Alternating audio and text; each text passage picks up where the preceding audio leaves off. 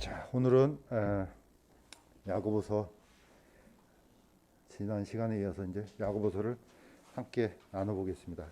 같이 나눌 영역을 대충 보면은 성경에는 이 뭡니까 헤롯 그러면은 너무 많이 나오잖아요. 헤롯이 거의 뭐 홍길동 수준이에요. 그냥 분명히 예수님 태어났을 때도 헤롯이 있는데 나중에 사도 바울 때도 헤롯이 있고 그만큼 많은 이름 중에 야고보도 포함됩니다. 그래서 이 야고보서를 기록한 이분은 누구인가 이걸 한번 살펴보고요. 두 번째는 야고보의 수신자가 왜 중요한지 이거 한번 보겠습니다.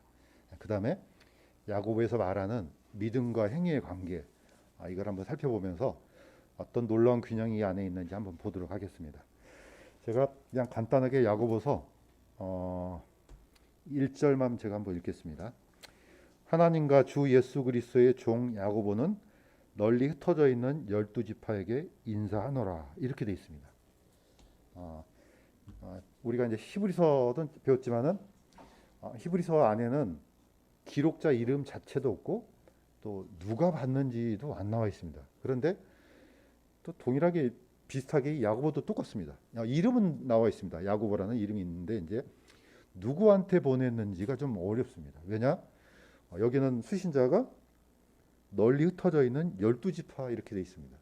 그래서 저도 옛날 이걸 처음 접했을 때는 유대인들이 있는데 유대인들 그 12지파에게 이 편지를 보냈구나. 근데 처음에는 이렇게 생각했어요. 그런데 신약 성경 자체가 사실 예수님을 구주로 영접하고 모여 있는 무리들 또는 사람들이나 개인한테 보내는 다 서신서들이거든요. 그러니까 믿지도 않는 사람들한테 보냈을 리도 없고 그 사람들이 이걸 받아보고 이렇게 훌륭한 말씀이 있구나 이렇게 했을 리도 없습니다. 자, 그러므로 이 12지파는 사실 그냥 유대인들, 유대 그리스도인들로 이렇게 생각하면 큰 무리가 없을 것 같아요. 그런데 이제 문제는 어느 지역인지 이걸 알기 어렵습니다. 거기가 저 예루살렘인지 아니면은 저 로마인지 아니 에베소인지 아니면 안디옥인지 아니면 또 알렉산드리아인지 도통 어디에 있는 그리스도인들을 의미한지를 이제 모르고 있습니다. 자, 그런데 보낸 사람만 야고보라고 돼 있습니다. 자, 이렇게 하나님과 주 예수 그리스도의 종 야고보는 이렇게 돼 있습니다. 자, 이래서 어떻게 보면 저는 그런 생각이 듭니다. 이 성경 안에서 뭔가 불투명하게 이렇게 보여주는 것은 이건 하나님의 섭리가 있다는 생각이 들어요. 그건 뭐냐면은 깊이 생각해 봐라. 오히려 약간 좀 없는 듯하고 좀 알듯 말듯한 그런 성경 속에 있는 것들은 분명히 사람들로 하여금 깊은 의구심과 또 많은 연구를 필요로 하는 그런 부분인 것 같아요. 그래서 이 속에 어떤 하나님의 깊은 역사가 있지 않나 생각이 듭니다. 또 혹시 또 여러분들 중에 이 영어 성경을 보시면은 지금 우리는 야고보서로 되어 있잖아요. 영어로는 제임스로 되어 있어요. 저는 이걸 처음에 접했을 때 야고보가 어떻게 제임스가 되지? 그런 의문이 좀 들어 있었어요. 뭐 어떤 분들은 뭐 그러든지 말든지 뭐 별로 신경 안 쓰시는 분들이 있는데, 자, 여기 한번 보겠습니다. 뭐 영어 성경에는 제임스로 되어 있는데 이것도 한번 찾아가 봤습니다. 원래 히브리어는 야콥으로 되어 있습니다. 근데 이 야콥이 이제 헬라어로 이제 들어오면은 그대로 이제 발음이 야콥으로 되어 있는 것도 있지만은 지금 야고보에서 나오는 이 야고보는 야코보스라고 되어 있습니다. 자, 이게 이제 라틴어로 건너가면은 야코무스라는 단어로 이렇게 변형됩니다. 자, 보통 지금 왼쪽에 있는 그 그림은 저기 스페인에 있는 산티아고라는 그 지역으로 가는 순례길 안내판이에요. 오른쪽은 칠레 수도에 있는 산티아고예요. 이가 무슨 상관이 있는가? 이게 다 야고보에서 나온 이름이에요. 그러니까 세인트 야고보, 그러니까 성인 야고보라는 뜻인데 아마 이제 어떻게 보면 사도 야고보에서 나오지 않았나 이제 이런 추측을 이제 가지고 있습니다. 그러니까 지금 세상에 쓰는 용어 중에 이 야고보에서 나온 이름들이 아주 많습니다. 자, 이게 이제 변형을 거쳐서 영어로는 제임스로 돼 있어요. 그러면 성경에서 말하는 야고보스하고 야곱하고 제임스는 너무 다르잖아요. 그래서 저는 우리 한국 이 말이 굉장히 어떻게 보면은 뛰어난 언어라는 생각이 들어요. 제가 한국 사람이라서 그런 게 아니고 어떤 언어든지 소리 나는 대로 적을 수 있어요. 또 이 언어 자체가 대단히 과학적이에요. 사실 이 히브리어나 특히 히브리어 같은 경우는 너무 원시적이에요. 왜냐하면 언어 자체가요 밑에 모음이 없어요. 그러니까 우리나라로 말하면 거의 초성으로 다 기록이 됐다 보시면 돼요. 그러면 읽는 사람이 그걸 어떻게 알아봤겠어요? 그런데 그게 어떻게 보면 하나님의 섭리라는 생각이 들어요. 그러니까 글자 자체도 원시적이고 뭔가 부족해요. 그러니까 사람들이 더 부족한 단어를 가지고 더 깊은 그런 어떤 연구 또는 하나님 섭리를 전달하는 도구로 쓰이지 않았나 생각이 듭니다. 어떻게 보면 이 제임스 야고보라는 이 성경이 그런 역할을 하고 있지 않나 좀 생각이 들었습니다. 자, 그렇다면은 뭐 대부분의 많은 사람들이 뭐 야고보서의 어떤 기록자는 뭐 예수님의 동생으로 이렇게 이제 알고 있습니다. 저도 그렇게 믿고 있는데 그래도 한번 살펴보겠습니다. 성경에서 이 말하는 이 야고보는 물론 더 됩니다. 그렇지만 총 세 사람 정도만 우리가 기억하면은 약간 좀 그 성경을 읽는데 또 도움도 되고 이렇게 뭘까 혼란스럽지 않은 것 같아요. 자, 이 야고보에 대해서 한번 보겠습니다. 첫째는 어떤 야고보가 있냐면은 아, 요한의 아니 알페오의 아들 야고보. 우리 12사도들 중에 야고보라는 이름이 두 사람이나 들어 있습니다. 그 중에 한 사람이 이 알페오의 아들 야고보가 있습니다. 제가 한번 읽겠습니다. 그들이 들어가서 다락방으로 올라가니라. 베드로와 야고보와 요한과 안드레와 빌립과 도마와 바돌로메와 마테오와 알페오의 아들 야고보. 자, 물론 앞에 있는 야고보는 이제 요한의 형제입니다. 네, 근데 첫 번째로 이 사도 야고보에 대해서 얘기를 했습니다. 자, 이 알페오의 아들 야고보를 현 세대는 작은 야고보 이렇게 이제 표현을 하기도 합니다. 이제 구별하기 위해서. 뭐 성경에서 그런 말은 없지만은 사람들이 이제 너무 헷갈려하니까 이제 그런 명칭을 쓴 것 같아요. 자, 두 번째는 사도 요한의 형제 야고보가 있습니다. 아마 이제 이 형제라고 했지만은 아마 형인 것 같아요. 자, 근데 어떤 일이 있었냐면은 이제 그 무렵에 헤롯 왕이 교회에서 몇 사람을 괴롭히려고 자기 손을 뻗치고 요한의 형제 야고보를 칼로 죽이니라 이렇게 돼 있습니다. 자, 이 야고보는 사도 요한의 어떤 형으로서 최초로 사도 중에서 순교 당한 사람으로 돼 있습니다. 그럼 여기 있는 이 헤롯은 누굽니까? 헤롯이 너무 많이 등장하니까 너무 헷갈리죠. 이 헤롯은 이제 사람들이 헤롯 대왕이라 뭐 대왕은 아니지만은 그렇게 명칭을 붙여줘요. 왜냐하면 너무 헷갈리니까. 그러니까 예수님 당시 때 태어났을 때 베들레헴 주변에 있는 2살 밑으로 어린아이를 다 죽였던 사람은 헤롯 대왕입니다. 이 헤롯 대왕의 손자가 바로 이 헤롯입니다. 헤롯 아그리빠라 해서 이 사람이 사도 야고보 요한의 형인 야고보를 먼저 죽이죠. 바로 이제 그 장면이 사도행전 10장에 나와 있습니다. 자, 마지막에는 사도 바울이 이제 기록한 거죠. 그 뒤 3년이 지나서 내가 베드로를 만나려고 예루살렘에 올라가 그와 함께 15일을 지냈으나 주의 형제 야고보 외에는 다른 사도들을 보지 아니하였노라. 자, 세 번째는 바로 예수님의 육신의 형제 야고보가 있습니다. 자, 뭐 다른 분이 하나 더 있지만은 그렇게 주목을 받지 않으니까 이 정도만 하면은 이게 좁혀 나갈 수 있을 것 같아요. 자, 우리가 그러면 왜 야고보에서 나오는 이 야고보를 예수님의 형제, 육신의 형제인 이 야고보로 보느냐? 이건 아까 제가 읽었던 첫 번째 구절 때문에 그렇습니다. 이 알프의 아들 야고보는 적어도 어떤 이 유대 그리스도인들을 향해서 이런 선포를 할 정도의 어떤 권위는 찾아볼 수가 없습니다. 성경에서. 자, 두 번째 이 요한의 형제 야고보는 너무 일찍 죽었어요. 순교를 해서. 그러니까 이런 편지를 쓸 만한 여유가 없는 거죠.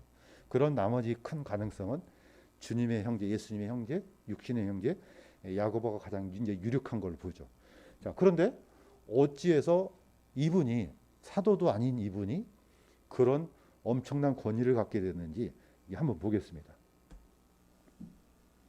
자, 예수님의 형제, 육신의 형제인 야고보가 있습니다. 근데 이 야고보는 예수님 당시 때는 전혀 믿지 않았습니다. 성경에도 그렇게 되어 있습니다. 자, 심지어는 예수님을 책망까지 합니다. 자, 한번 보겠습니다. 이제 유대인들이 장막절이 가까이 왔으므로 그분의 형제들이 그분께 이르되 여기를 떠나 유대로 들어가 당신이 행하는 일을 당신의 제자들도 보게 하소서. 은밀히 이 일을 행하면서 드러나게 알려지기를 스스로 바라는 사람은 없나이다. 당신이 이것들을 행하시거든 당신 자신을 세상에 나타내소서 하니 이는 그분의 형제들도 그분을 믿지 아니하였기 때문이더라. 자, 사실 이 당시 때는 뭐냐면은, 자, 예수님은 자, 때가 되면은 하나님의 일을 하려고 이제 준비를 하고 있었는데 그 형제들 눈에는 자꾸 뭔가 그 하시는 일을 점점 드러나지 않게 하고 점점 뒤로 이렇게 뭡니까? 숨기려고 하는 것처럼 이제 보였던 것 같아요. 그러니까 아니 뭐 일을 하려면 제대로 해야지 그 숨어서 일을 하면 되겠어요? 예. 오히려 예수님한테 큰 소리 치면서 당신 말이야 일 좀 똑바로 좀 해야 될 거 아니에요? 뭐 이런 형국이에요. 그러니까 왜 이런 표현을 썼습니까? 전혀 안 믿었다는 겁니다. 예. 예수님께서 그 오병이의 기적도 베풀고 수많은 이적을 베풀어도 별로 신뢰가 안 가요. 이제 우리는 이제 좀 약간 여기서는 상상력이 필요하잖아요. 자, 예수님은 어떻게 보면 육신적으로 말하면은 이 장남이에요. 그러니까 장남이면은 어떻게 보면 집안을 일으켜야 될 굉장히 막중한 임무가 있잖아요. 근데 야고보는 뭡니까? 바로 예수님의 밑에 동생이에요. 아니 보니까 형을 보니까 이건 뭐 전혀 집안일 신경도 안 쓰지 뭐 하나님 뭐 일하러 하러 다닌다면서 뭐 어디 돌아다니긴 하지 이거 딱 보니까 아주 불만이 잔뜩 쌓였던 그런 동생 같아요. 자, 그런데 이 야고보가 그러면 언제 예수님을 믿게 됐습니까? 예, 이거는 예수님 부활하신 이후에. 자, 고린도전서 15장에 보면 이렇게 되어 있습니다. 성경 기록대로 그리스도께서 셋째 날에 다시 살아나시고 게바에게 보이시고 다음에 12 제자에게 보이셨다는 것이라. 그 뒤에 그분께서 500여 형제에게 한 번에 보이셨는데 그다음에 그 뒤에 그분께서 야고보에게 보이시고. 네. 예수님의 동생인 이 야고보는 그 맏형인 육신의 형이지만은 그래도 어떻게 보면은 이제 그런 기대감을 갖고 있었는데 전혀 기대에 못 미쳤던 것 같아요. 자, 그런데 그때까지만 해도 전혀 믿질 않았어요. 근데 예수님께서 부활하신 후에 누구한테 나타났다고요?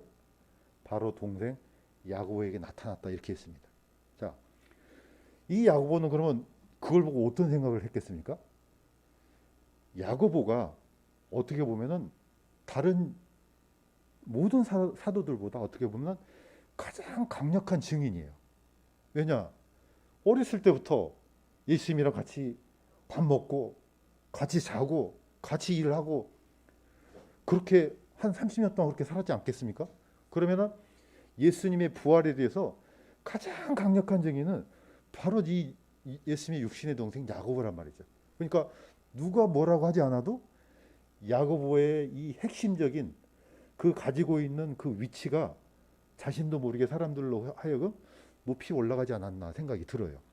이건 뭐 제 생각이지만 아마 틀림없을 겁니다. 그렇지 않고서야 사도도 아닌데 어떻게 이런 표현을 썼겠어요?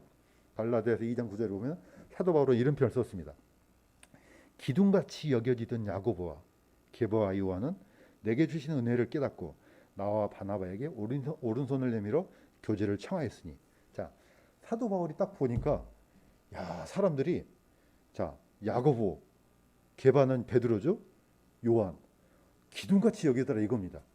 그런데 베드로나 요한은 그럴듯해요. 왜냐하면 사도니까. 그런데 이 야고보는 사도도 아니에요. 그런데 사람들이 다 기둥같이 여긴단 말이에요. 자, 이걸 보면 어떻습니까? 예수님의 육신의 동생인 야고보가 어느덧 사람들 사이에서 굉장히 큰 권위 있는 사람으로 읽혀졌다는 것을 우리가 알 수가 있습니다. 자, 심지어는 이런 사도행전에 보면 이렇게 되어 있습니다. 예루살렘 교회에서 이제 어떻게 보면은 안디옥 교회에서 일어났던 율법의 문제를 가지고 예루살렘으로 왔는데, 자, 이제 최초의 어떻게 보면 교회 공회죠. 이제 예루살렘 교회 안에서 사도들과 장로들이 이 문제를 이제 생각하려고 다 모였어요. 그래서 많은 논쟁이 있은 뒤에 베드로가 일어나서 딱 한번 연설합니다. 사람들아, 형제들아, 너희가 알거니와 이방인들이 내 입을 통해 복음의 말씀을 듣고 믿게 하려고 하나님께서 매우 오래전에 우리 가운데서 나를 택하시고 또 마음을 하시는 하나님께서 우리에게 성령님을 주신 것 같이 그들에게도 주사 그들에게 증언하시며 믿음으로 그들의 마음을 정결케 하사 우리와 그들 사이에 아무 차별도 두지 아니하셨느니라. 자, 마지막으로 사도 베드로가 이방인들이 얻는 구원, 그다음에 우리가 얻는 구원 아무 차별도 없다. 그다음에 믿음으로만 구원 얻는다. 이 말을 딱 합니다. 자, 그러니까 누가 마무리 짓습니까? 야고보가. 마지막으로 야고보가 이렇게 합니다. 사람들이 잠잠함에 야고보가 응답하여 이르되 사람들아 형제들아 내 말에 귀를 기울이라. 그러므로 내 판결은 이러하니 곧 우리가 이방인들 가운데서 하나님께 돌아온 자들을 괴롭게 하지 말고 다만 그들에게 글을 써서 그들이 우상들의 더러운 것과 음행과 목매어 죽인 것과 피를 멀리하게 하자는 것이라. 누가 마무리 짓습니까? 야고보가 마무리 짓습니다. 예루살렘 공회에 최초로 열렸던 교회 회의에서 예수님의 육신의 동생 야고보가 마무리를 딱 짓습니다. 내 판단은 이러하다. 자, 그러니까 공문을 써서 교회에게 보내는 게 낫겠다 해서 그 공문을 안디옥교회로 가지고 오잖아요. 자, 그러면 이 야고보의 위치가 어느 정도겠습니까? 거의 예루살렘 교회 거의 감독의 위치입니다. 이 정도면. 그러니까 사도들을 능가하는 그런 권위를 갖게 됐다는 것을 우리가 이 구절을 통해서 알 수가 있습니다. 자, 어떻게 보면요, 사도들은 일종의 선교사예요. 왜냐하면 사도들은 어떤 한 지역에 머물러서 목회를 하는 사람들이 아니고 끊임없이 가서 지역을 돌아다니면서 목숨이 다할 때까지 예수님께서 맡겨주신 그 복음을 선포한 사람이에요. 그러니까 사도 바울도 어떻습니까? 어떤 한 교회에 딱 머무르는 게 아니고 계속 돌아다니잖아요. 그러니까 약간은 목회자하고 사도의 위치는 약간 다른 것이 분명합니다. 자, 목회는 한 지역을 도맡아서 그 지역에 있던 그 교회를 다스리는 거지만은 선교사는 끊임없이 어떻게 보면 복음을 짊어지고 가서 이제 선포하는 역할이기 때문에 어떻게 보면 당연할 수도 있는 겁니다. 자, 제가 하고 싶은 말은 뭐냐? 여기에 있는 야고보가 예수님의 육신의 동생인 야고보가 거의 99.9%가 맞지 않나 이겁니다. 나머지 0.1%는 확인할 수가 없어요. 내가 뭐라고 할 수도 없어요. 뭐 누구든지 얼마든지 깊이 묵상해서 다른 사람일 수 있다고 이렇게 말할 수는 있지만은 제가 볼 때는 이분 외에는 이만한 권위를 가진 분이 없지 않나 이제 생각이 듭니다. 자, 그렇다면은 다시 한번 살펴보겠습니다. 야고보는 그렇다 칩니다. 그러면은 이 수신자는 누군가? 누가 그러면 이 12지파한테 다 편지를 뭐 복사를 해서 보낼 수도 똑같이 기록은 할 수도 있겠네요. 물론 그럴 수도 있지만은 이 수신자들이 도대체 누군가? 자, 이 수신자들은 디아스파라 유대인들일 가능성이 아주 큽니다. 그런데 구약 성경에서 말하는 디아스포라하고 약간 틀립니다. 자, 어떤 유대인들이 보겠습니다. 사울이 그의 죽음에 동의하더라. 자, 사도 바울이 스데반을 죽이는데 동참하잖아요. 그러니까 어떻게 해요? 스데반이 죽으니까 예루살렘 교회에 모여있던 사람들이 갑자기 온 세상으로 확 흩어집니다. 그때 예루살렘에 있던 교회에 대한 큰 핍박이 있어서 사도들 외에는 그들이 다 유대와 사마리아 지역으로 두루 흩어지니라. 저는 뭐 이게 부정적인 것 같기도 하지만은 제가 볼 때는 이거는 하나님의 섭리 가운데서 어떻게 보면은 그런 역사가 일어나지 않았나 생각이 들어요. 자, 뭐 민들레 훌씨는 뭐 다 알죠. 한 번쯤 다 불어봤을 거예요. 뜯어가지고. 자, 민들레 훌씨를 딱 뜯어가지고 바람을 훅 불면 어떻습니까? 이게 딱 흩어지잖아요. 이게 흩어짐이 디아스포라입니다. 흩어지다. 마치 성령의 능력으로 바람을 훅 불어서 다 날려버리는 거죠. 왜냐? 이분들은 예루살렘 교회에 붙어가지고 아예 안 떠나려고 그래요. 그냥 거기 안에서 여기가 좋사오니 죽을 때까지 여기 있겠습니다. 그런데 하나님의 뜻은 복음이 온 세상으로 흩어지는 겁니다. 자, 이 예루살렘 교회에 있던 유대인들이 점점점 흩어집니다. 물론 이 흩어짐은 구약 시대 때부터 있었어요. BC 722년 북조 이스라엘이 멸망하는 순간 10지파들이 흩어지잖아요. 온 세상으로.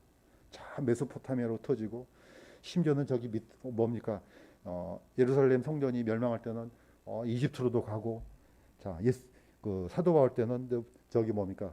헬라도 가고 어디도 가고 다 로마로도 가고. 자, 이렇게 흩어졌으니까 오순절 때 이 수많은 지역에서 유대인들이 다시 몰려든 거죠. 자, 이 사람들이 오순절에 몰려 들어왔을 때 예루살렘에서 성령께서 가장 먼저 예루살렘 교회로 임합니다. 자, 이 장면을 누가 봅니까? 예? 역시 유대인들이 봅니다. 자, 문제는 사실 우리가 지금 수많은 이방인 교회가 있지만은 이 이방인 교회의 시작점은 전부 다 유대인들입니다. 이거는 굉장히 중요한 역할을 합니다. 자, 한번 더 보겠습니다. 디아스포라 유대인들이 왜 중요하냐? 자, 이거는요, 조금만 생각하면은 이거는 대단히 놀라운 하나님의 섭리입니다.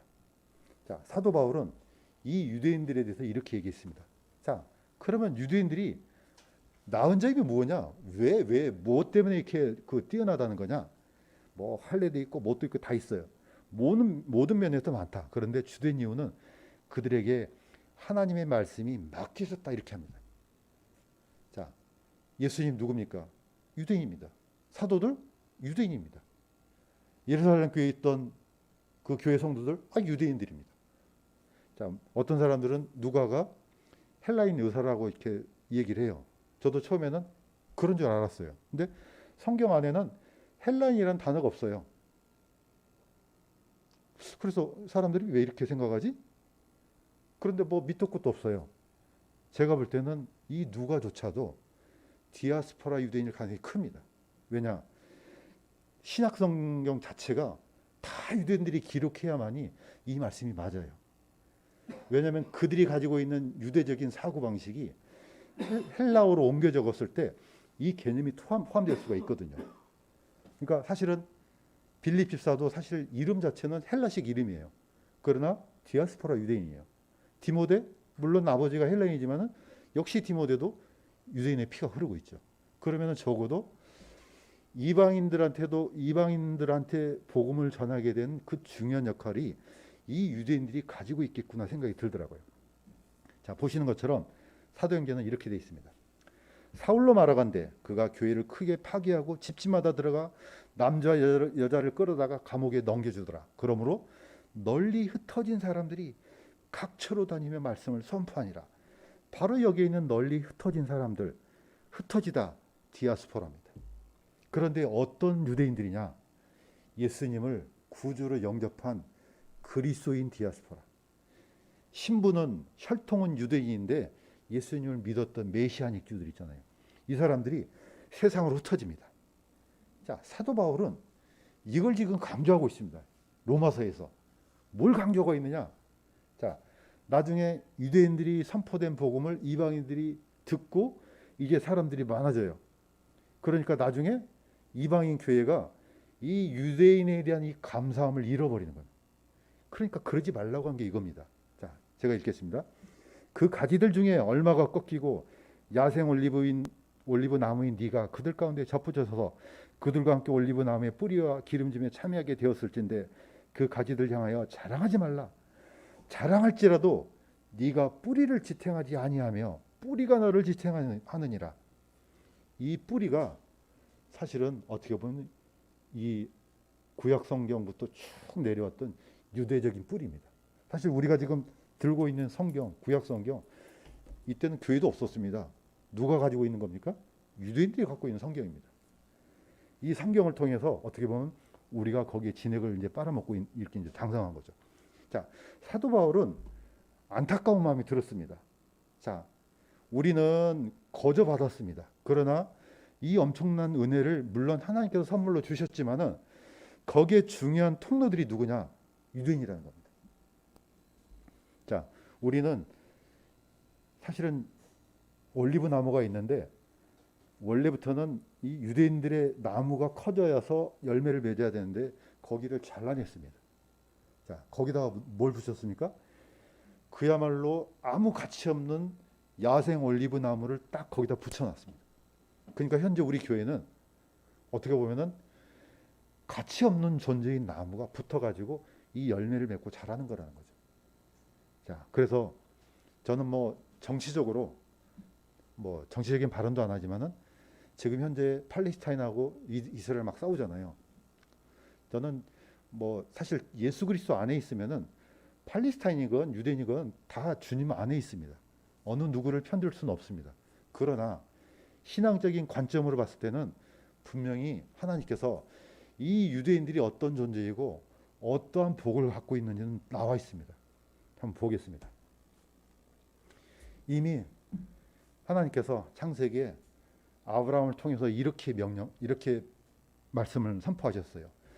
내가 너로부터 큰 민족을 만들고 네게 복을 주어 내 이름을 크게 하리니 네가 복이 되리라. 너를 축복하는 자들에게는 내가 복을 주고 너를 저주하는 자에게는 저주를 내리리니 네 땅에서 모든 가족들이 복을 받으리라. 자, 다시 한번 말씀드리지만은 우리가 가지고 있는 성경 어디서 왔습니까? 구약 성경.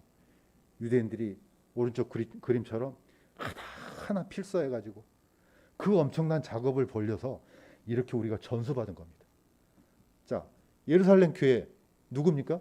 유대인들입니다. 그분들이 먼저 복음을 들은 거예요. 사도 베드로가 먼저 유대인들한테 선포했어요. 자, 그러니까 어떻게 보면은 이 세상에서 가장 불쌍한 민족 그러면요, 아프리카가 아니에요. 누가 되겠습니까? 유대인들이에요. 우리 옛말에 이런 말 있잖아요. 죽 써서 개 준다. 열심히 맛있게 요리를 다 했어요. 자, 우리끼리 먹으려다가 딱 하는 순간 어떻게 됩니까? 그 맛있는 죽을 그냥 개들한테 줘버리는 꼴이 된 거죠. 자기네들은 먹지도 못해요. 얼마나 불쌍합니까? 그냥 손만 뻗으면 먹을 수 있는 것들을 예수님도 그랬지 않습니까? 자녀들이 먹을 빵을 개들한테 던지면 마땅치 않다. 당연히 자녀들이 먹어야 돼요. 어떻게 보면 이 엄청난 복음을 유대인들이 먼저 받아들여야 되는데 어떻게 했습니까? 사실 그들이 거절해 버리잖아요. 그러니까 우리가 그 복을 지금 우리가 받고 있는 거죠. 그럼에도 불구하고 하나님께서 이렇게 얘기를 하셨습니다.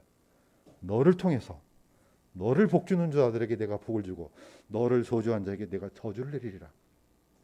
그러니까 어떻게 보면은 세상에서 이렇게 하나님하고 근접하게 살았던 민족이 복음을 받지 못한다는 것은 너무나 큰 불행이죠. 자, 사도 바울이 이걸 깨우친 거예요. 야, 저 엄청난 복을 자기는 지금 사도 바울은 이방인들한테 돌아다니면서 그 복음을 전하잖아요.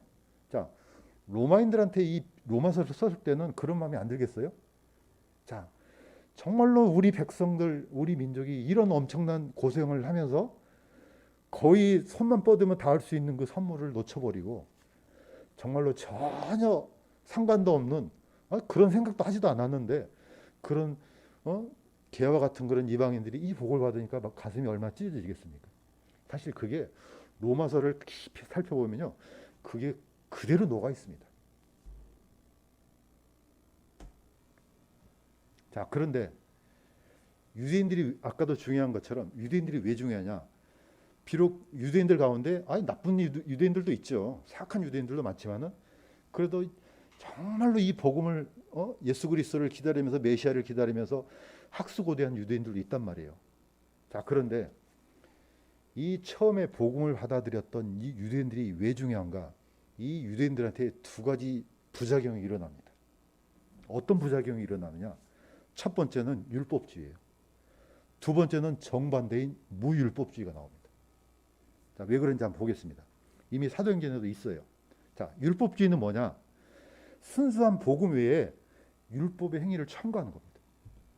유대로부터 내려온 어떤 사람들이 형제들을 가르치며 이르되 너희가 모세의 관례대로 할례를 받지 아니하면 능히 구원을 받지 못하리라. 예.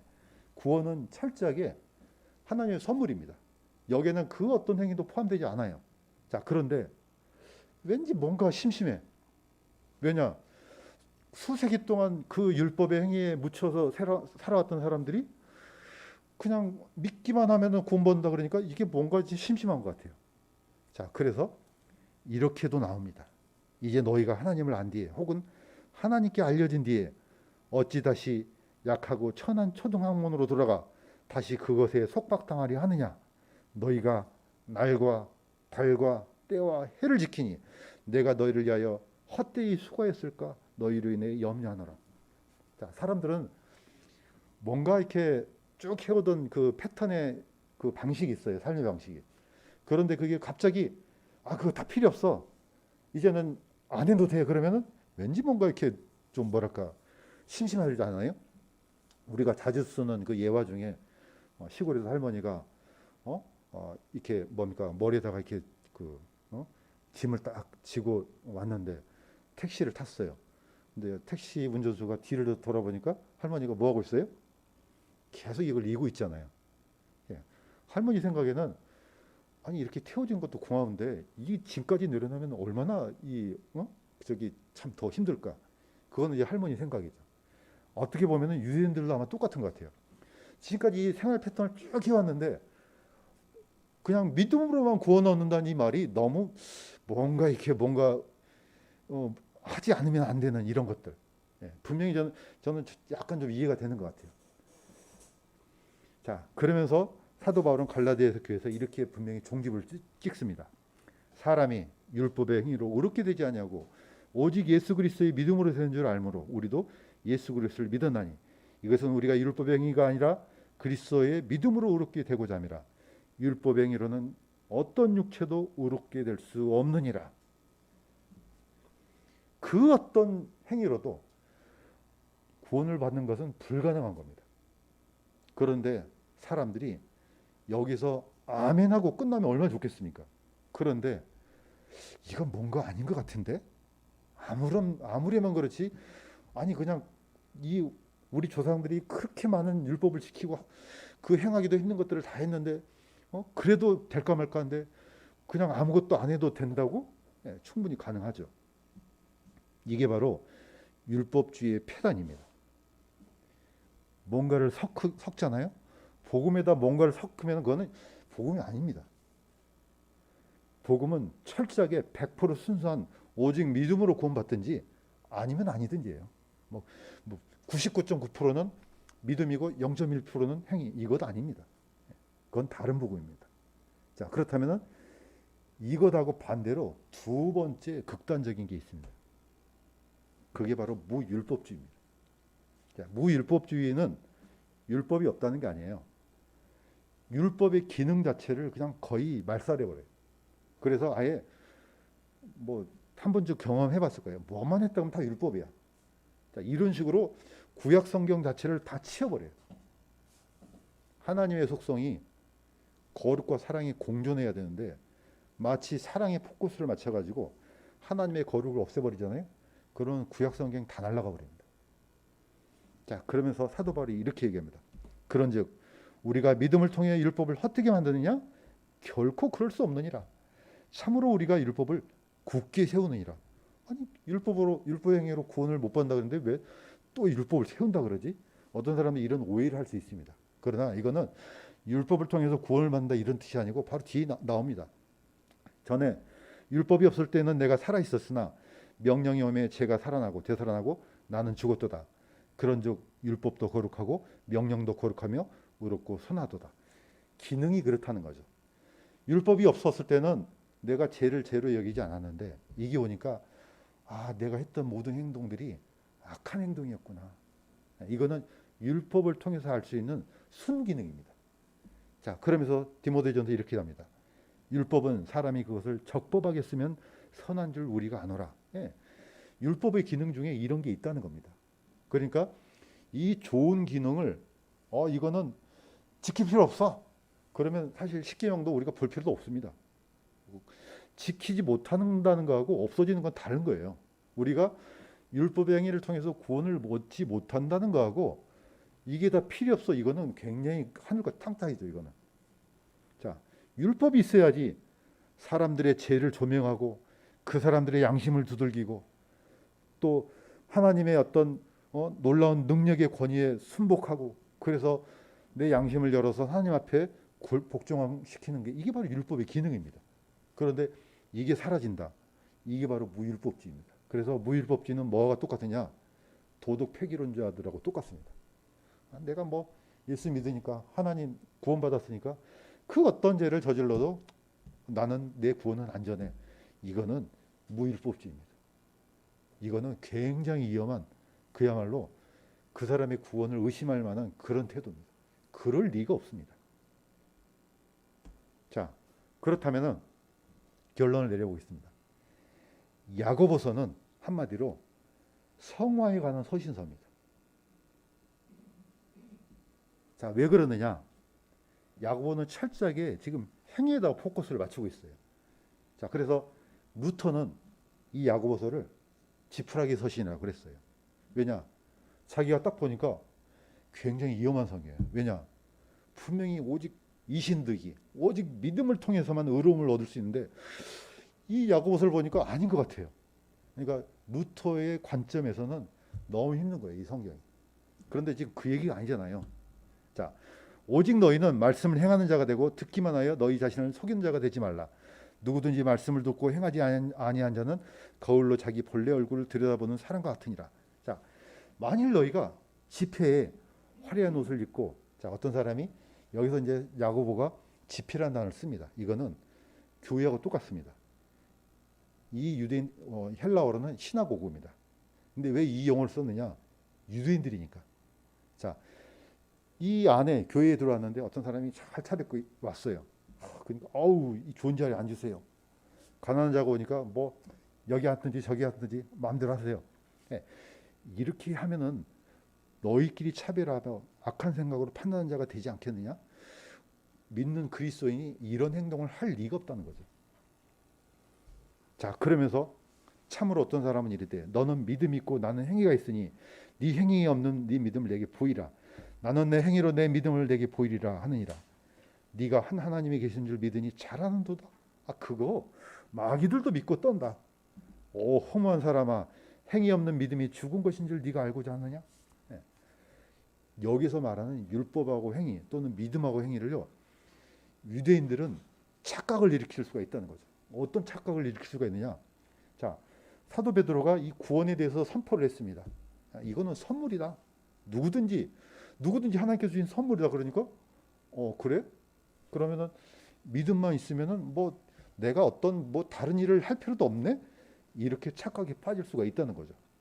이것을 방지하기 위한 성경이 바로 야고보서입니다. 왜 야고보서가 중요하냐? 우리의 모든 지금이야 온 세상에 수많은 이방인 교회가 있지만은 첫 번째 우리한테 이방인들한테 복음을 전해준 사람들은 바로 유대인들이에요. 바로 그 처음 복음을 들었던 사람들이 어떻게 전하느냐에 따라서는 아주 큰 엄청난 어마어마한 파장을 일으켜요. 지금 제가 자료를 다 만들어 드렸잖아요. 자, 드렸는데 내가 타이핑 치다가 오타가 났어요. 내가 스스로 잘못해서. 그러면 자동으로 고쳐집니까? 안 고쳐져요. 그냥 일어난다는 거죠. 그러니까 초창기 때 유대인들이 그만큼 중요하니까 야고보서는 이걸 급히 해결해야 된다는 거죠. 자, 12지파가 어딘지는 몰라요. 근데 저는 개인적으로 아마 거기가 로마에 있는 그리스도인들의 가능성이 아주 큽니다. 왜냐? 로마는 길이 잘나 있어요. 한번 거기다 땅 떨어뜨리면 세상으로 확 퍼져요. 자, 이 급한 현안을 야고보는 바로 잡아야 돼요. 왜냐? 이걸 바로 잡지 못하면은 유대인들이 선포한 복음이, 변질된 복음이 이방인들한테 들어가잖아요. 그러면 전 세계가 동시에 오염되는 거죠. 이 긴급한 현안을 야고보는 바로 잡아야 하기 때문에, 그래서 야고보서가 성경 중에서 가장 먼저 기록된 성경으로 추정하고 있습니다. 자, 다시 한번 말씀드리지만 구원과 성화, 이 부분에 대해서 한번 보겠습니다. 자, 밖에 있는 네모칸은 구원, 단번에 얻는 구원이에요. 이거는 예수 그리스도를 영접할 때 이건 단번에 얻는 겁니다. 그러나 성화는 안에 있는 네모칸입니다. 반복적인 겁니다. 자, 밖에 있는 선은 하나님의 자녀가 됐기 때문에 하나님의 가족이에요. 이건 하나님과의 관계예요. 이건 누가 끊을 수가 없어요. 그러나 안에 있는 것은 하나님과 교제예요. 가변적입니다. 밖에 있는 것은 의인이라는 표현을 쓴 것은 뭐냐면 의로운 신분을 얻었다는 거예요. 이건 단번에 얻어지는 거예요. 이거는 단 0.0001%의 행위도 들어가면 안 돼요. 이거는 하나님의 선물이에요. 그러나 안에 있는 것은 의로운 행위입니다.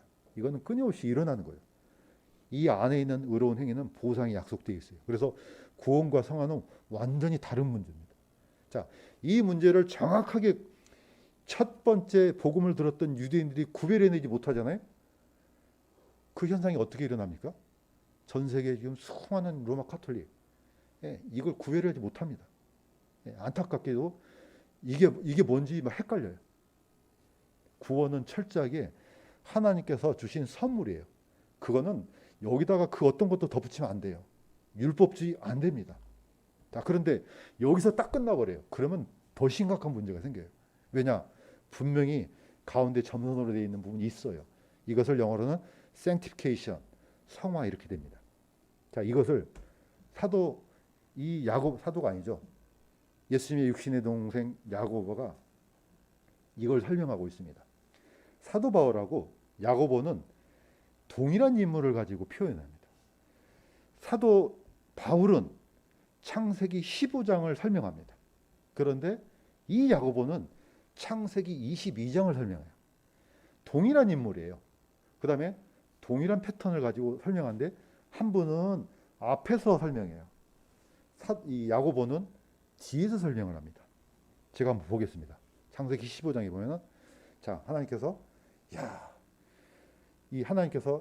이 아브라함한테 약속합니다. 자, 너의 후손이 저 하늘에 있는 별과 같이 많아질 것이다. 그러니까 아브라함이 하나님을 믿었어요. 그러니까 그의 믿음을 그의 의로 여겼다. 이렇게 했습니다. 아브라함이 주를 믿으니 그분께서 그것을 그에게 의로 여기시고 한마디로 말해서 너는 의인이야. 이 선언이 창세기 15장에 이루어집니다. 그때는 아무 행위가 포함 안 돼요.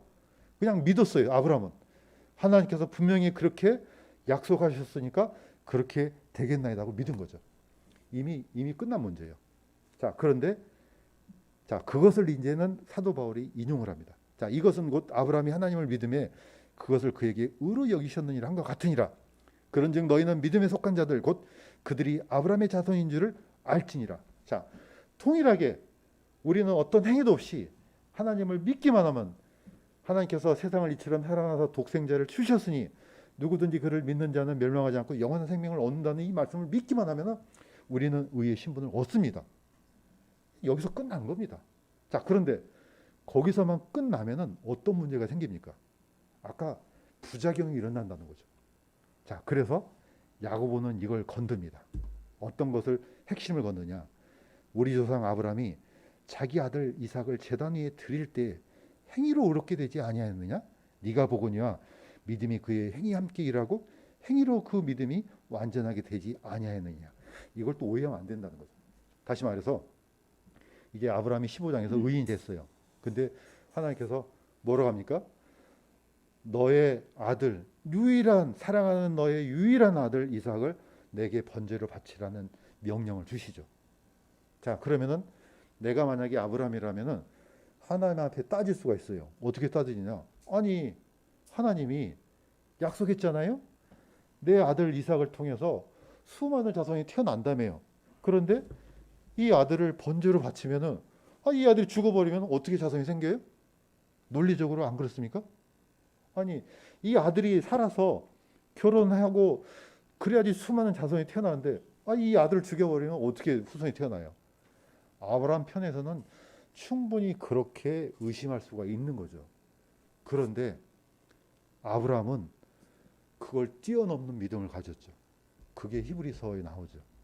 아브라함은 자기 아들을 죽여도 어떻게 한다? 다시 살리실 줄로 믿었다 이렇게 나옵니다. 왜? 살려내야지 그 아들이 살아서 결혼해서 후손들이 태어나죠. 아브라함은 여기까지 믿은 거죠. 자, 다시 말해서 야고보는 이겁니다. 정말로 아브라함이 하나님을 믿었기 때문에 번제로 바치라는 그것을 실행했지 않느냐 이거죠. 근데 만약에 안 믿었어. 그러면 그 일이 어떻게 일어나겠냐 이거죠. 불가능한 일이라는 거죠. 그러니까 야고보는 우리가 하나님의 자녀인데 그에 따르는 열매가 나온 것은 이제 네가 구원받았네 이게 아니고 당연한 건 거예요. 믿었느냐? 그러면 열매가 당연히 나와야 된다 이거죠. 물론 많고 적음의 차이는 있겠죠.